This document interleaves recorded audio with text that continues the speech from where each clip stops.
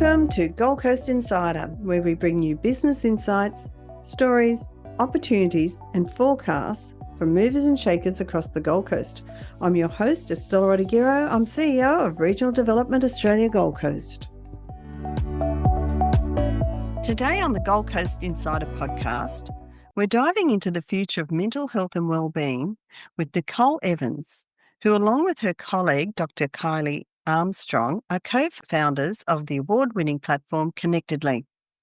With over 50 years of combined experience across health, education and wellbeing, Kylie and Nicole are passionate change makers who bring together science-based strategies, human-centered learning and authentic storytelling to empower individuals and communities to thrive. They are redefining resilience, connection, and compassionate leadership in an ever-changing world. Welcome, and it's great to talk to you, Nicole. Thank you, Estella. Thanks for having me on.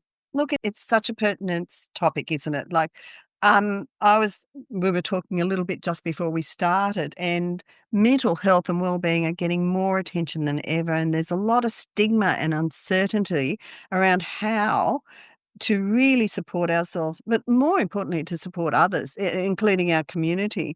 So I guess let's start from your perspective. What do you think is the most important shift we need to make in how we think and talk about mental health today? Because I think we'll get into the nitty-gritty of it, but let's talk about how we actually raise that subject and how we talk to our peers, our colleagues, and students, I guess, young people about mental health.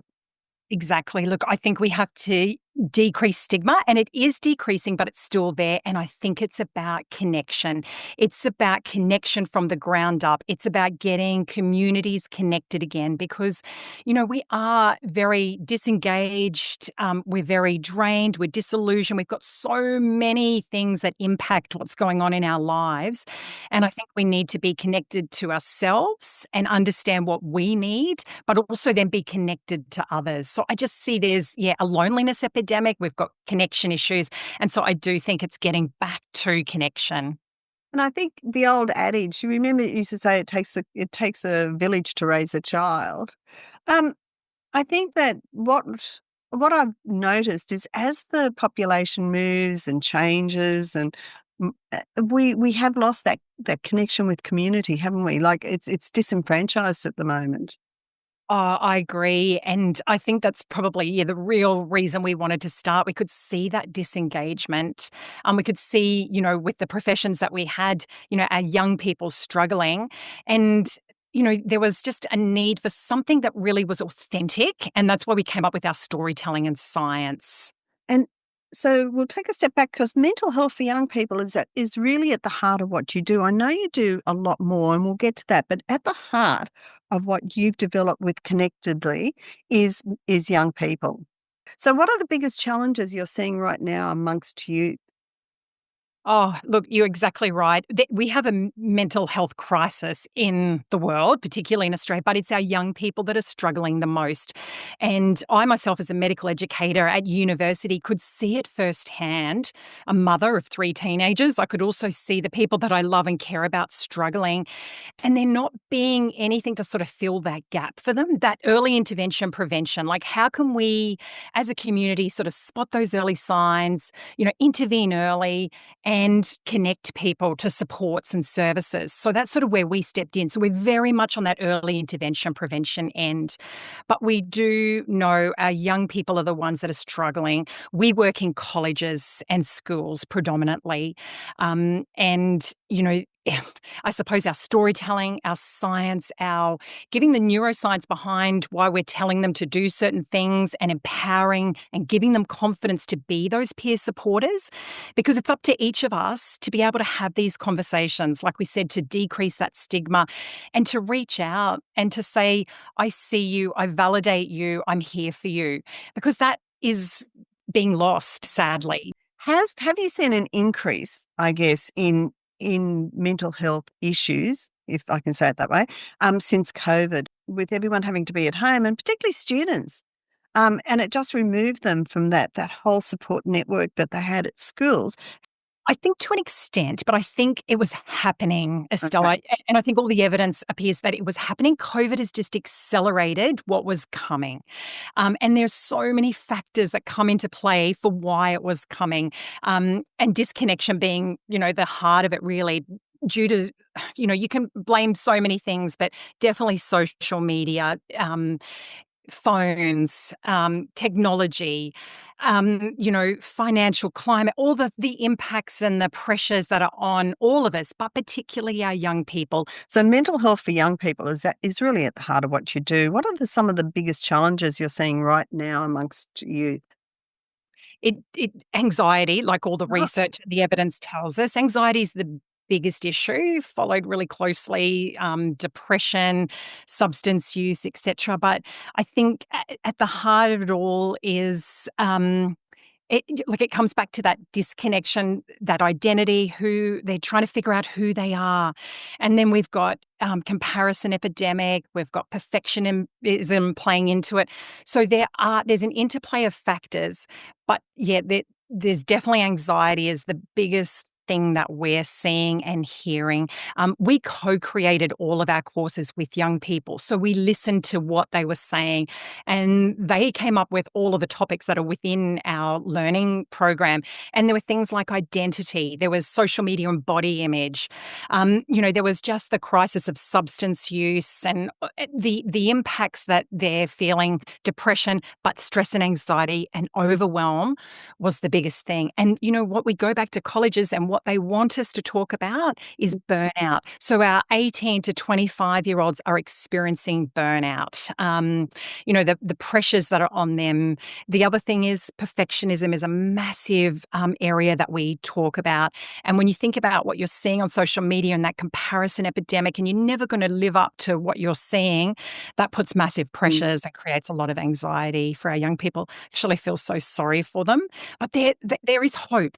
So to lessen the stigma of it and to normalize, because I don't know one person that doesn't go through periods of, self-doubt and image and, just a myriad of things. All of us do. It's got to be normalized, hasn't it? Because at the moment, if you're feeling like that, you feel like, oh, I don't want to talk about it because, gosh, I'm going to be seen as someone who's got mental issues. You're so right. And in depression, actually, we've got Gold Coaster Dr. Dinesh Palapino, and he actually talks about his struggles with depression prior to having his spinal cord injury. And he actually says that was more debilitating. Having depression was more debilitating than his spinal cord injury. And our young people come to us and just go, I feel validated. I don't feel alone because I've heard, wow, how difficult this actually is. And he talks about conversations break down stigma. It's about normalizing those things you've just said. And that's really what this early intervention, prevention approach that we're taking is trying to break down those barriers. So, what practical skills do you believe every young person or those working with young people should have when it comes to mental health and well-being? I think they need to be able to spot the early signs when someone's struggling or some sign of distress or something's changed within that young person's life or anyone's life, really, because we should all be looking out for these signs. We need to then have the courage and the confidence to intervene and intervene early.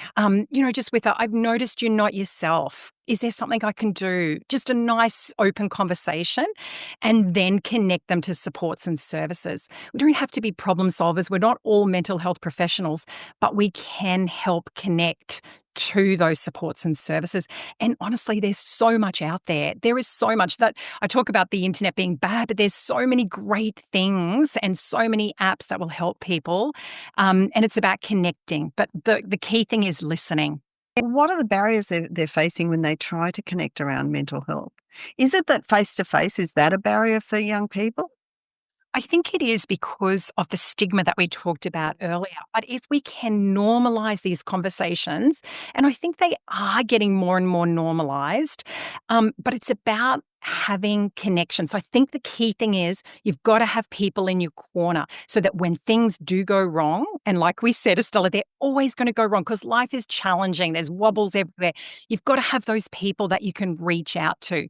So at the start of it, this early intervention prevention, it's about forming those friendships and those connections so you've got people you can lean on, because that's the most important thing in all of this. And that's why we're so passionate about connection.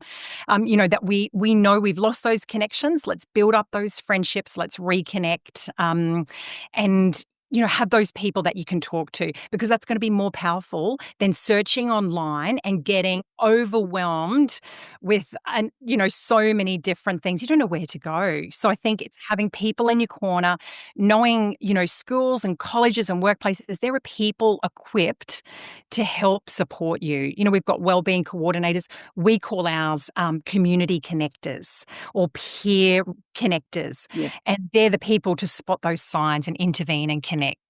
So, can you take us back to your early days? What sparked the idea for ConnectedLE, and how did your personal journeys lead you to where you are now? Yeah, well, firstly, just Kylie is very big into data research and health policy. And so she was seeing, there's a shift going and we need to get into more lived experience. And I am a medical educator. I was working at Griffith University. I've been there for 20 years doing communication skills and problem-based learning. And I was talking to all of our young people and I was listening to them and I was saying, you know what? They don't even know. These are some of the most educated, passionate people who were not getting enough sleep, who didn't know about sleep hygiene. And I just started to think, wow, we need to educate, And so Kylie and we've been best friends for years. We always knew we wanted to do something together. And she just happened to call me and said, I think this is it. It's got to be lived experience. We've got to come at it from a storytelling lens. And then we sort of co-designed with young people. We listened to what was going on because we knew they were the ones struggling. What is going to resonate with you? What sort of training do you want? And that's how ConnectedLE was born, that connection through lived experience, storytelling and science. So people's real lived experience saying, this is what happened to me. And oh my God, these people have been so vulnerable in sharing their stories to help others. It is so incredible. And then we overlay it with health professionals saying, this is the evidence, this is what you need to do to support others. And then the lived experience person who shared their story says, this helped me. And in all of it, it's somebody being there to listen to them, to validate what's going on for them, and then getting professional support if needed. And often it's just having that circle of connection and friendship and support to be there. So yeah, it's been an incredible journey. We know, like you said, it's resonating because it's not telling people what to do. It's saying, this is what our brain needs to feel to belong. And this is the evidence. And this is some really great things that you can do. Here's some strategies. Here's some tools. Here's some tips that will help you create meaningful connections and actually live a better life because you will be connected.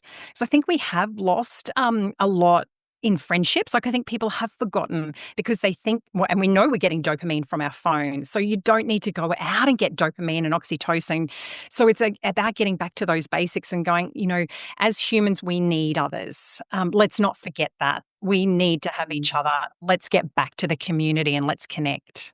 So it's really surprising how science unravels a lot of things. And you mentioned dopamine, and that's became the buzzword. So I think it's great that we are very educated, but now we need to be empowered to know the right way to get dopamine. And interestingly, the word of the year last year, you probably know, was brain rot.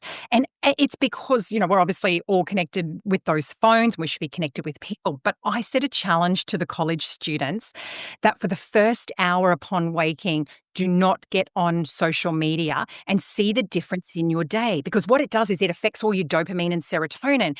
And I gave them the reason behind it. And I said, see how you go. Well, Estelle, I've had so many people contact me and say it's actually made a massive difference. They're actually feeling more motivated throughout the day. And it's a thing now. They won't get on social media for the first hour. And it's a great challenge. And it's so lovely to get that feedback, and them saying it actually does make a difference. So maybe we should put a challenge out to all our listeners and and say, right, we challenge everyone not to go on their phone for 1 hour when they wake up in the mornings. There's a challenge for everyone out there listening. Now, can you tell us why and what the difference would be? Well, the difference, like we just talked about, was the Yep. dopamine. So what it does is it unregulates your dopamine because as soon as you start, scrolling in the morning, you get dopamine. And so it just throws out your dopamine for the day. So if you get up and go out and look at the sunshine and get in those, ultraviolet rays into your life and maybe do a little grateful moment, like how lucky are we to be alive? And then start your day, and you'll really notice a difference in your motivation levels. Another really good challenge for our listeners is to try not to sleep with the phone in your room. I And I know. know it's hard because people use it as an alarm clock. But I know in our workshops, we just say maybe go to Big Dub and buy an old fashioned alarm so you can get your phones out of your room, because that dinging and pinging through the night, it gets you out of your REM, which sleep is massive for our mental health. So that's another really good challenge I just wanted to share, because it's just something you can do. Get that phone out of your room. It's good advice for everybody. So Connectedly, it's only been around for 3.5 years, hasn't it, so far? So what surprised you the most about your journey so far, Nicole? Oh, Stella, it's been a journey. It's been a wonderfully hectic journey. Small business is tough. Right. It's very challenging. So I'm sure everyone will relate to that. But Kylie and I know that we are on a mission to help more people and communities thrive. We believe passionately in what we're doing. So that sort of keeps us moving forward. We see overwhelm everywhere. We're seeing, loneliness epidemics. We're seeing people struggling. And it's getting worse. That's what surprised me, I guess, is that it's not getting better. It's actually getting worse. Mhm. And eh, the market's saturated with different providers, and it's hard to crack through. But we know that what we do does make a difference. It's surprised us how much our young people love what we do.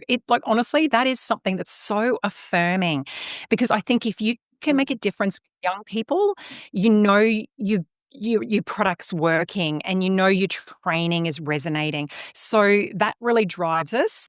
Mm. ConnectedLE is a digital platform with real people sharing real stories. How does this approach make mental health education more effective, do you think?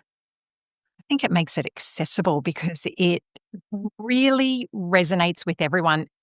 Someone will identify with someone's stories within our learning management system, because there's stories from out west to here on the Gold Coast to all pretty much over Australia. And you'll be able to identify and say, "Yeah, I get it. That's happened to me, or Mhm. that's happened to someone that I love and care about." And so it's accessible and it resonates. And it's not a mature aged person preaching to them about what they should do or what's happening in their life. It's actually coming from their own peers, from all other people their own age, living experiences. Is that correct? That's exactly right. Yeah. Young people talking about going through school, maybe having anxiety, having panic attacks, because that's another thing. Yeah. People don't know how to support people through panic attacks. So we actually practically show in our competency, this is what you can do to support someone. Sit with them, tell them they're going to be okay, they're safe, and go through the breathing. So we listen, people saying, I don't know what to do if someone says this. So then we give, this is what you can do. So I think you've nailed it. It's just literally people's real stories of their own age cohort that resonates. Yeah. Can you share with us a story of someone who's benefited from your programs in a meaningful way or someplace? Yeah, look, I think it's lovely. We do stay in touch with everyone that does our program, because particularly in colleges, they come back year after year. And I guess the story that really hits home for me was late last year. We got a message saying that we'd actually saved a boy from suicide Mm. because his peers were trained. They spotted something wasn't right. and they had the courage and the confidence to approach him. And honestly, I've got goosebumps now, but that's why we do what we do. If we can save one person's life, we know we're, Absolutely changed his whole life, haven't yeah, you? I yeah. mean, that's amazing. But, you know, what is else is amazing is that you've achieved accreditation against the National Safety and Quality Digital Mental Health Standards. That's an incredible milestone. How has this recognition changed or expanded your work? Oh, thank you for recognizing that. And I've got to do a big shout out here to my co founder, Kylie. She was instrumental in this. This is her area, data and policy. And it was so rigorous to get this accreditation. But we both believed it was the way forward because there are so many other providers in this realm. And we wanted to stand out and say, we have done our due diligence. Mm. We've got clinical governance. Yeah. We believe in mental health training to be done right by our people. I might also add that you've won the 2024 Queensland Telstra Business Best of Business Awards as well. So, look, congratulations on all that. Now, we've spoken about young people, and of all the age groups, young people have the highest rates of mental ill health. And it highlights a need for new and engaging approach to mental health training for teachers as well, and tertiary sector workers who work closely with these younger generation of Australians. Can you tell us more about your Safeguarding Students program and its impact it's had? And I'm going to be parochial on the Gold Coast schools. Yeah, well, that's great because it was the Gold Coast schools that firstly, I suppose, took us on. So All Saints Anglican School at Merrimack. And our safeguarding schools, we're both teachers originally, Kylie and I, and we knew that teachers needed to feel supported in helping our young people. Because if we could train them up as connectors, then they could spot the signs in their young people. So that was our whole purpose in starting and safeguarding schools. And then Emmanuel College got on board, St. Hilda's and St. Andrews and Emmanuel College. So we're really grateful to those schools. We would love to get it out to all schools on the Gold Coast, in fact, all schools in Australia. But it is really hard to crack that Department of Education. We're trying because we just know that every teacher would benefit from doing our course. So it's interesting. A lot of the schools on the Gold Coast, they've done learning circles. So they've done our course and then they've used it as professional development because teachers are so equipped to run that. But we can come in and run workshops as well, which we've done in different universities. We do it in colleges and have done in some schools. But it's really lovely to see how they're using it. And we give 12 months access to each teacher so they can come in and out of our training so that they can support themselves to be that connector. And then they can retrain again in 3 years, sort of like that accredited Mm. connector role. So you've worked with schools, as we've heard, but you also work with businesses and universities and um, young people going into the workplace. That can be quite a shift mentally, physically, and professionally on them. Like a lot of them go into the workforce because they need money, and then they're ill prepared for what they're facing coming into a job and the expectations with it. So you do work with businesses and you do work with universities. Can you talk to us a little bit more about how you do that engaging with that greater community? Yeah, thanks, Estella. That's so good you've recognized that because it is. We talked about from the ground up. Now we're trying to come, top down and say, okay, so if we can train up, people in organizations, not only is it going to help them, but it's going to help them support our young people who are struggling. And you're right, it's those transitional points in their life. And so all of those business people need to be able to support our young people. But the best part about our training is it supports them. That's the feedback we're getting as well, because we've got psychosocial well-being within it, which is the last module. And basically it's saying, you're important because you need to be able to give from a full cup, from a full battery. Mm. So you've got to make sure that you look after your own self-care and well-being to be able to then be a connector. Yeah. So it's been great chatting to you, but if you could give one message to every parent, teacher, or young person who's listening about mental health, what would it be? Oh, I think it comes back to, and connection, but it's connection to yourself and it's self-compassion. It's learning to love yourself. So I don't know if you've ever heard of the Harvard study. So it's a study that's been going for 85 years, our longitudinal study. And basically the findings from this is the longest study we've ever done in science. And the key outcome, Mm. most important thing you can do for your life is to be connected, to have warm, quality connections so that you're ready for whatever life throws at you. So to me, it's having that toolbox, and it starts with self-compassion, self-love, that connection within yourself to be able to then connect with others and to be able to connect with the world and deal with whatever life throws at you. So that's interesting. When I was thinking of connectiveness, I was thinking of external connectiveness, neighbors, friends, dogs, cats, whatever. But you're actually talking about connecting within yourself, connecting yourself to yourself. That is a really like, can you talk to me a little bit more about that? Because that's not the way I thought of it initially.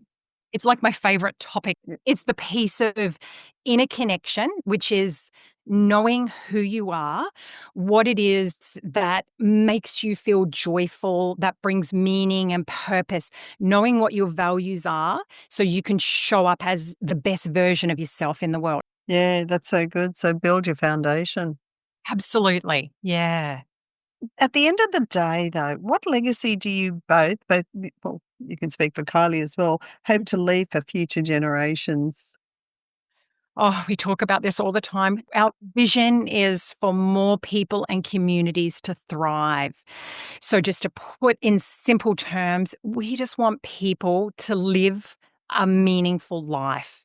And a meaningful life is a connected life. Okay. Do you want to talk us through our two challenges that I'm putting out there? And seriously, I'm going to have to do it. I'll see how long I last. Yeah, well, I'm going to touch base again with you, Estella. And definitely, though, I think the biggest one you could do is be off social media for the first hour when you wake. Because I know it is harder for some people to get their phones out of the room. And I know we've just only touched on sleep. But when I talked about all the things that are impacting our young people, sleep's a massive one. Can That we actually go back? Can we talk? Are you happy to talk about sleep? Because sleep is the most underrated. Seemingly, it's been very underrated. And do you know what? At the moment, it's coming number one in the pillars of looking after your own health because we now know the science behind good quality sleep makes you turn up better the next day, makes you make good food choices, makes you want to exercise, makes you want to connect. So all of those things come under that sleep pillar. Look, I'm obsessed with sleep. Love sleep. I believe in it. But sometimes you don't sleep well, particularly as a menopausal woman. And that's okay. You just lie there with your eyes closed, just breathing. And that's another really good mindfulness. It's okay if you don't sleep well as long as you're resting your body. My kids here call me Karen of the night triggers because I'm so obsessed with making sure that everyone gets the right amount of sleep so that they can turn up and be the best versions of themselves. Okay. And So, what is the right amount of sleep? I'm going to keep butting in now. This is no, really this is good. Keep butting in.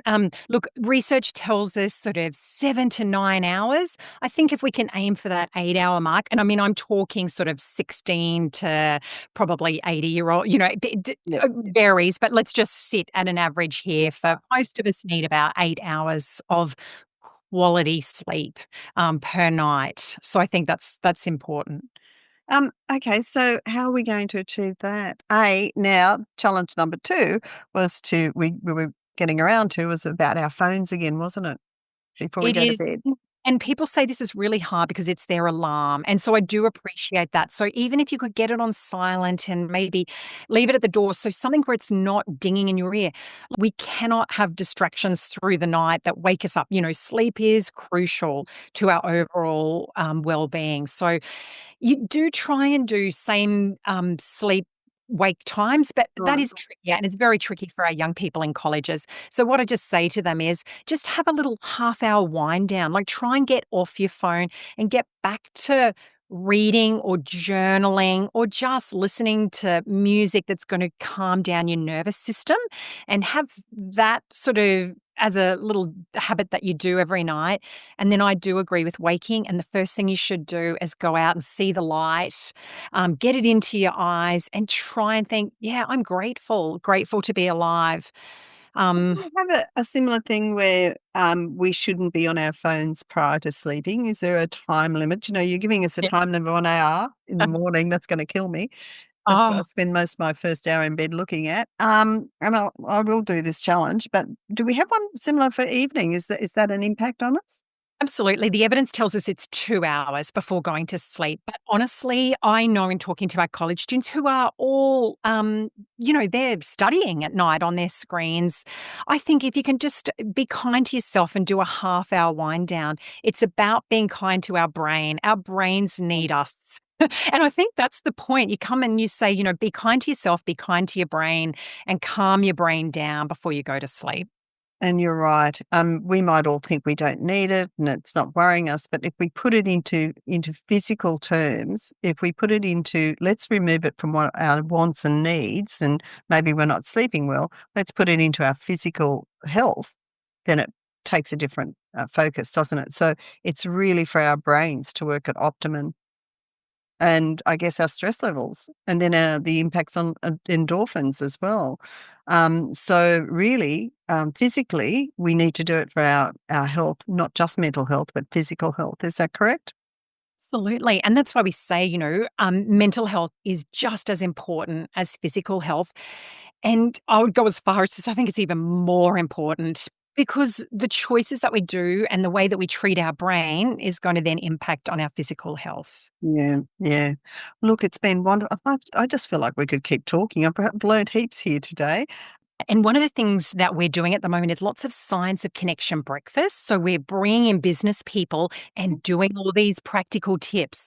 So maybe people could look out on our socials because they're popping up everywhere because we realize there's a need, not just for our young people, like you've just said, Estella, so that we can all live our best lives and be connected within.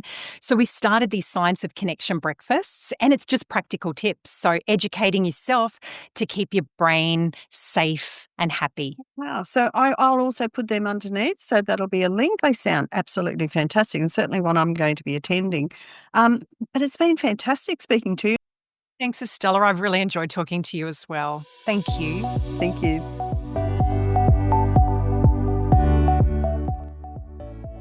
Thanks for listening today. For a complete list of podcast episodes and transcripts, go to rdagoldcoast.org.au/podcasts. And don't forget to follow us on Facebook, LinkedIn, or Twitter.